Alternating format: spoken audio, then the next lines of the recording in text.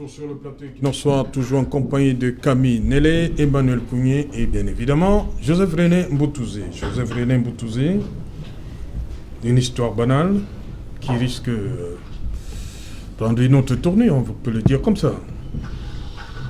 Oui, des attouchements qui s'achèvent dans une brigade de gendarmerie, dans un marché, PK14.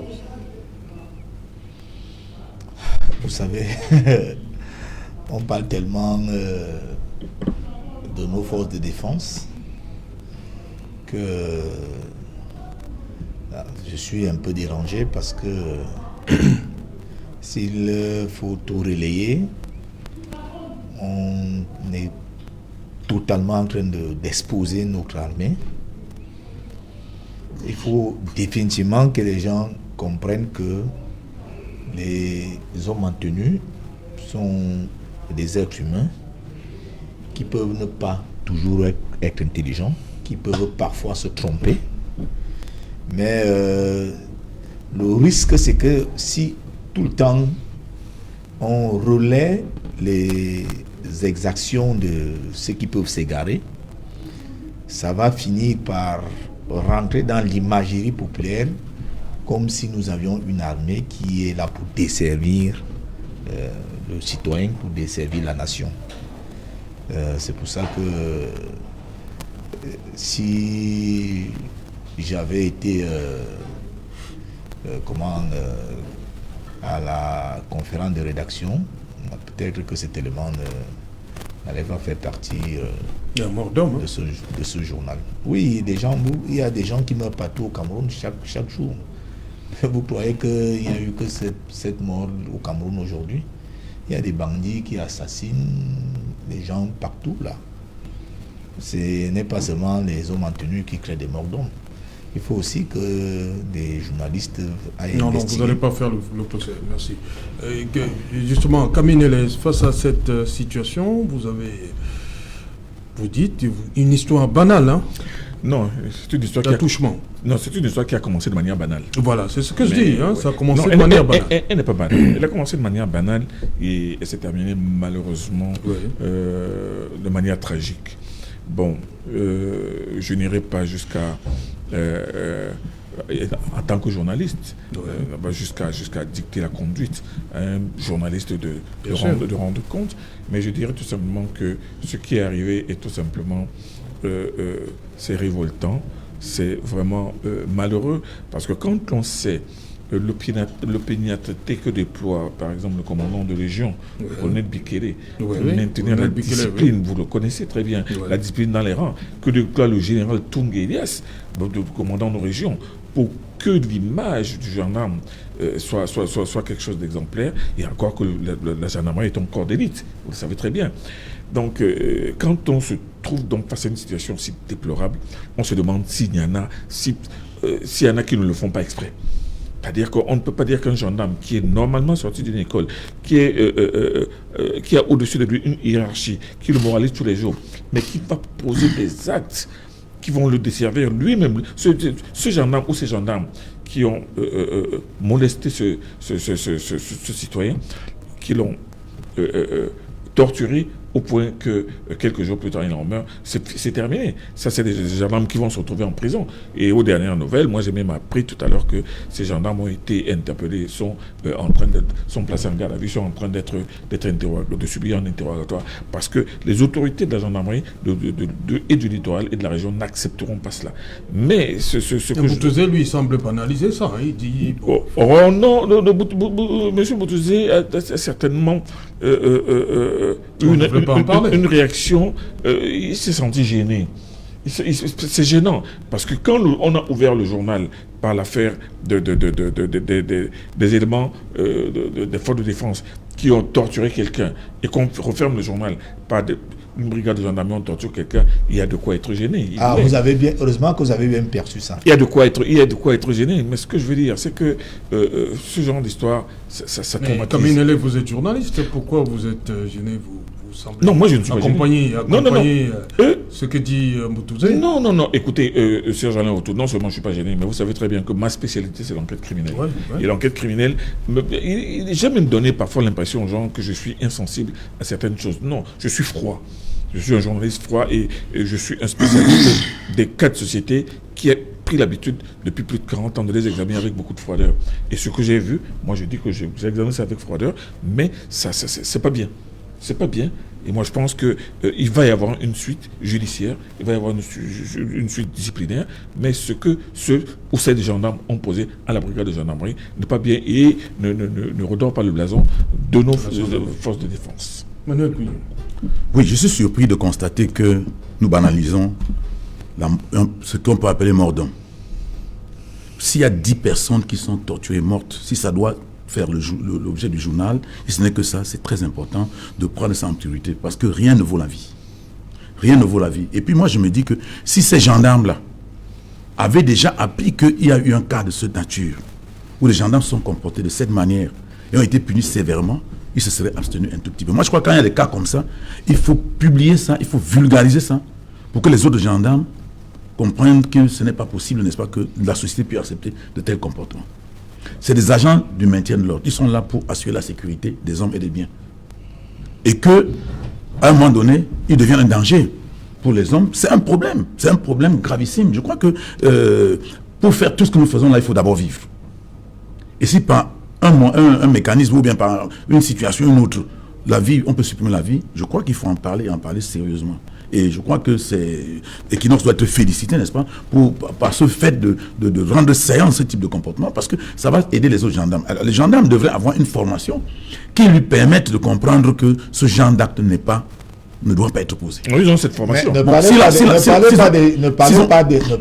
ont d'un seul parlez de ce cas, mais ne parlez pas. S'ils ont dans c'est un gendarme. Voilà. C'est un gendarme. S'ils ont dans cette formation. Et puis entre un gendarme qui est présumé avoir torturé une personne et des gens qui fabriquent des boissons frelatées, qui tuent des centaines de milliers de personnes, il faut regarder de quel côté toute cette semaine les enquêtes doivent aller. Je pense que c'est plus important parce que ces boissons frelatées que certains fabriquent, qui ne vont pas tuer une personne, mais qui vont donner des maladies et tuer des milliers de Camerounais. Je crois que de ce côté-là, les investigations ne doivent plus aller dans ce côté-là. C'est moi qui ai la parole. J'ai la parole, s'il vous plaît. Nous parlons des gendarmes. Nous parlons des gendarmes parce que les gendarmes sont des officiers. Laissez les gendarmes. C'est des représentants de l'État. Ils sont investis, n'est-ce pas, d'une responsabilité. Vous parlez des gens que nous ne savons même pas où ils se trouvent. Il faut aller les chercher. Donc, nous parlons des gendarmes parce que nous attendons mieux de ces gendarmes-là. Nous attendons à ce qu'ils puissent assurer la sécurité des hommes et des biens. Et s'il y a une faute de ce côté-là, on ne va pas comparer cette faute. C'est vous qui nous dites tout le temps ici qu'on ne doit pas comparer, on ne doit pas mettre l'armée sur le même pied avec les bandes armées, etc. Donc vous ne pouvez pas mettre les gendarmes à parler de l'armée. Vous ne pouvez pas mettre les gendarmes sur le pied avec les voyous qui sont au quartier, qui fabriquent la boisson avec autant de facilité. Ça n'a aucun rapport. Sans rapport. Il s'agit des gens qui sont censés assurer la sécurité des hommes et des biens. Voilà. Et justement, ce qu'ils développent, ils développent le contraire de ce qu'on attend d'eux. Donc, il vaut mieux qu'on en parle pour que nul n'en ignore et que pour qu'ils se ressaisissent. Continuez de parler. Quand vous serez au pouvoir au MRC, vous allez Emmanuel Puyol, avant le journal, on vous a interrompu. On va terminer avec sur comment arrêter la saignée. Grande question. Oui, j'étais en train de dire que s'agissant de ce qui se passe au nord et au sud-ouest, il faut faire très attention parce que les gens disent toujours c'est des gens qui veulent couper le pays en deux, ils ne veulent rien entendre, mais ce n'est pas des fous, c'est des hommes normaux. Parfois même... Vous parlez des Banyamulenge. Je parle des Banyamulenge parce que les Banyamulenge, eux, ils parlaient de la sécession, la division du Zaïre. Mais... Quand l'armée, quand Kabila est venu avec son armée et puis on s'est rendu compte qu'il pouvait aller jusqu'à Kinshasa, il est allé et quand le régime de M. Mobutu est tombé, on n'a plus jamais entendu parler de ça. Cette affaire s'est arrêtée. Donc moi je crois que c'est le régime de Yaoundé qui est le problème. Il faudrait que le régime de Yaoundé trouve la solution à ce problème. Et s'il ne peut pas trouver la solution, qu'ils retiennent que notre pays ne se divisera pas. Eux, ils partiront avec leur histoire de sécession qu'ils ont bricolée avec les bandes armées du nord-ouest et du sud-ouest. Voilà, Camille Nélé, comment arrêter donc cette saignée chez les chefs? Il est difficile. C'est ce qu'il faut faire. Il est difficile de donner une réponse froide quand on vient d'entendre ce que mon très cher ami Kougne, qui confond le point de vue qu'il doit donner à un meeting politique. Moi, je pense qu'il faut rester froid, il faut savoir raison garder. Quand on va chercher un exemple qui n'a aucun sens, les Banyamulenge, ce sont des Rwandais qui constituaient des mercenaires rwandais et avec leur communauté qui constituait la milice qui a accompagné Kabila. Ce ne sont pas des Zaïrois. Et d'ailleurs, jusqu'aujourd'hui, les Banyamulenge occupent une partie importante du Zaïre. Il faut vous renseigner, mon ami Kouye. Les Banyamulenge et les Zaïrois. Mon ami Kouye. Laissez-moi parler. Et quand vous voulez, ce ne sont pas les Congolais, quand vous voulez parler de sécession, on a vu des cas de sécession en Afrique. Avec par exemple le Biafra. Le Biafra, où M. Ojoko a décidé de faire une sécession. Il était même soutenu par la France et par certains pays africains. Et ça a été l'occasion de l'une des guerres les plus dures d'Afrique, avec plus de 3 millions de morts. Alors, voilà la sécession. Mais cette sécession a été... Non, quand il y aura 3 millions de morts. Non, écoutez, ne cherchez pas à justifier. Parlez du Biafra, parlez du Soudan. Mais le Soudan, pourquoi parler de Biafra? Mais vous, est-ce qu'il se passe au Soudan aujourd'hui? Après la sécession, vous regardez que le Soudan ne suit lui-même et dans la guerre jusqu'aujourd'hui. Vous souhaitez que nous devenions comme le Soudan l'a dit. Comme le Soudan. Parce qu'ils veulent nous faire croire que dès que les gens disent ça, ils sont des fous. Non, vous allez chercher des exemples extravertis qui n'ont qu'une similitude avec le Cameroun.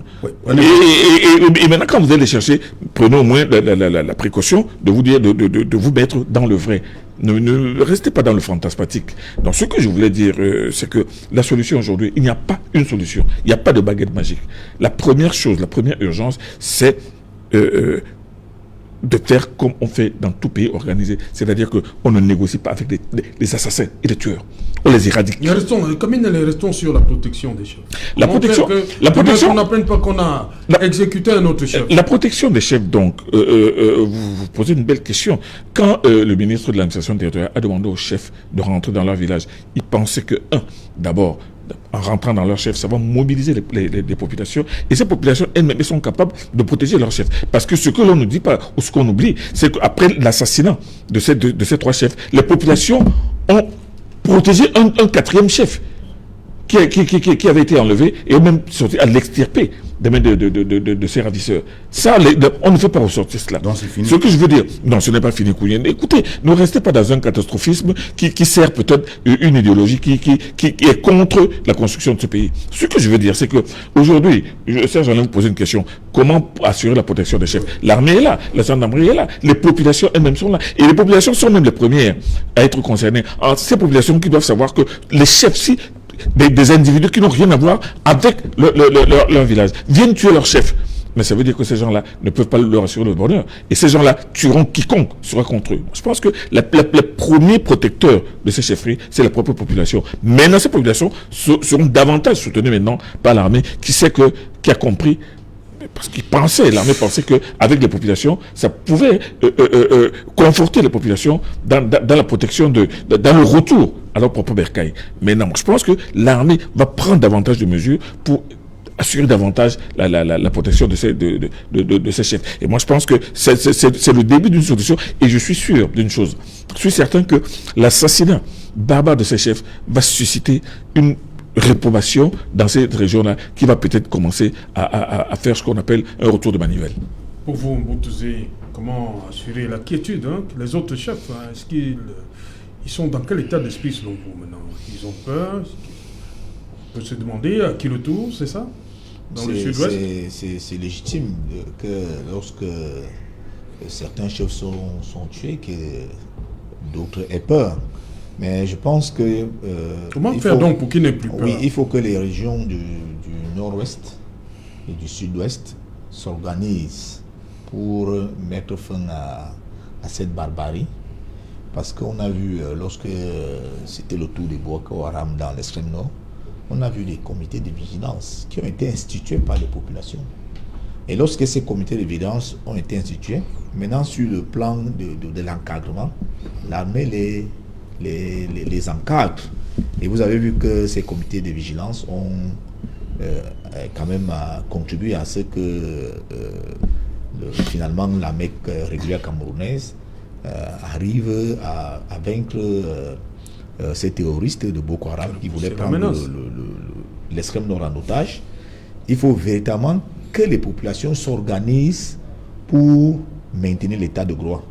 Et l'état de droit, c'est de ne pas demander à l'armée régulière de déposer les armes, c'est de combattre tous ces brigands qui sèment la terreur dans les régions du nord-ouest et du sud-ouest.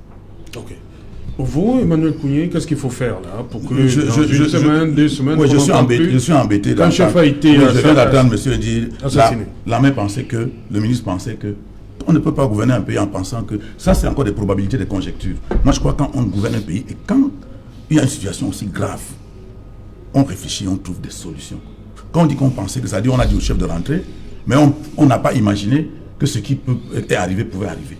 Ça veut dire qu'on n'a pas anticipé sur les événements, on n'a pas étudié le terrain pour savoir exactement ce qui s'est passé. Donc moi je crois que...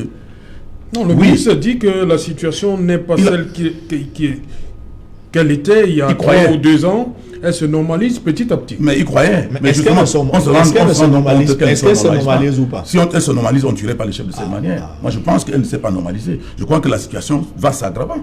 Ça, il faut il faut qu'on le dise. Et puis, il faut dire également que oui, dire que les populations doivent s'organiser, c'est possible. Mais il ne faut pas confondre ce qui se passe à l'extrême nord avec ce qui se passe au nord et au sud-ouest. À l'extrême nord, c'est des étrangers qui entrent dans notre pays pour faire des exactions. Ici, c'est des gens de la localité. Comment vous savez que c'était les étrangers? Et si les Boko Haram ne pouvaient pas recruter les Camerounais? Mais ce qui est vrai, c'est que nous savons que c'est une secte qui vient du Nigeria. Ça, au moins, on le sait. Et puis, vous dites que qu'on peut organiser les populations, mais vous apportez encore une critique. Au lieu de dire comment cela peut être possible. Non, je dis que pour ce qui est du nord ou du sud-ouest, la solution ne sera pas d'organiser les populations. Essayez de nous dire comment les populations du sud-ouest peuvent s'organiser. Non, ce n'est pas les populations qui doivent s'organiser. Le pouvoir doit pouvoir discuter avec les commanditaires. Parce que vous allez organiser quoi quand on est en train de leur envoyer de l'argent, des armes et tout ça? Il faut qui leur envoie l'argent, les armes? Il y a des commanditaires quelque part. Ils sont d'où? Mais on les connaît. Il y a certains de vos militants qui ont participé à ce genre de réunions à l'extérieur. Vous pouvez dire ce que vous voulez. Si vous avez pleurniché, vous êtes incapable de faire votre travail. Vous cherchez les boucs émissaires. On les a vus. C'est votre problème. Vous êtes incapable de gouverner. On les a vus en Allemagne. Cher monsieur, déposé, vous ne pouvez plus gouverner le Cameroun. C'est vous qui tout ce qu'on doit vous dire. En passant dans des réunions où on achète les armes pour de l'ambassade. Vous n'avez plus la capacité de gouverner le Cameroun. Merci. Ça vous dépasse. Merci. Il faut laisser tomber. Kaminele, vous vouliez réagir sur... Vous avez pris l'argent des Camerounais.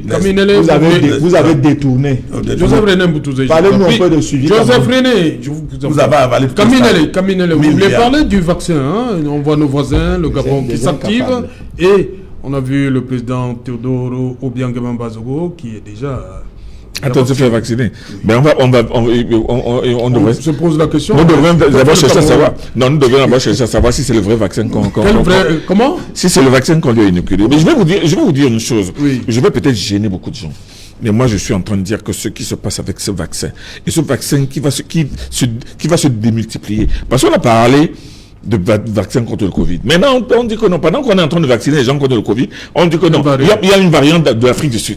On va aussi vacciner les gens avec la variante. Et ensuite, non, il y a une variante anglaise. Et maintenant, on dit bien, il y a une variante béninoise ou je sais pas quoi. Alors, on va se retrouver avec 7 variantes. Donc, on va vacciner les gens 7 fois. Mais ça devient ridicule, cette affaire-là. Et moi, je pense que les scientifiques africains, pas les scientifiques occidentaux qui gèrent, qui régentent l'industrie pharmaceutique mondiale. Les scientifiques africains devraient se réunir et démontrer que cette maladie... Ils sont passés par l'école occidentale. Ils sont passés par l'école occidentale, mais vous avez vu très bien que ce qui se passe en Afrique aujourd'hui, curieusement, les Noirs... On a démenti... la fameuse aide que l'on demandait de dispenser à l'Afrique au début. Parce que quand ça a commencé à tuer les gens aux États-Unis, non, nous devons sauver l'Afrique. Mais l'Afrique n'était même pas protégée. L'Afrique a déjoué tous les pronostics. D'ailleurs, la preuve est là. Parce que si le Covid était ce qui... Et maintenant, quand on regarde même le nombre de contaminés, le nombre de guéris et le nombre de morts, on verra que le taux de létalité de ce Covid est minime, infime. Merci. Il est 1 ou 2%. Donc, moi, je pense que il faut que les scientifiques africains aient le courage de parler et maintenant de dire la vérité en face à ceux qui rejoignent l'industrie pharmaceutique mondiale que votre histoire de Covid, là, c'est bon pour vous. Certes, par rapport au vaccin, moi, je pense qu'on a grandi avec les vaccins. On nous a vaccinés depuis que nous sommes enfants. Oui. Moi, je suis un scientiste. Je crois à la toute-puissance de la science.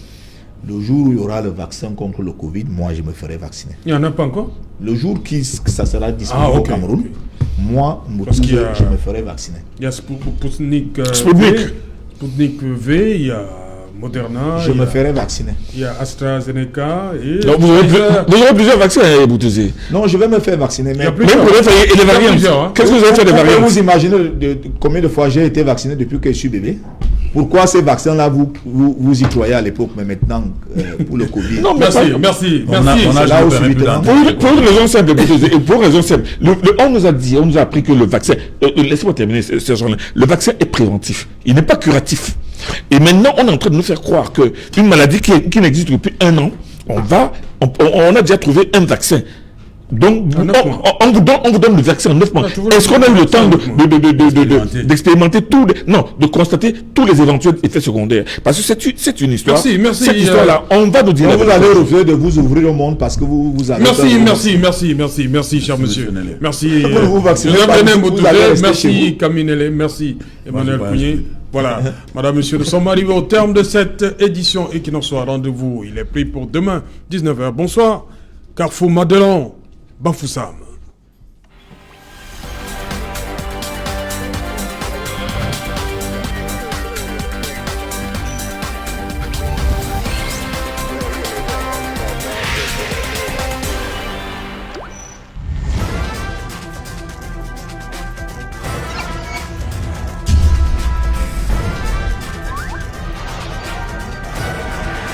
Equinox Télévision.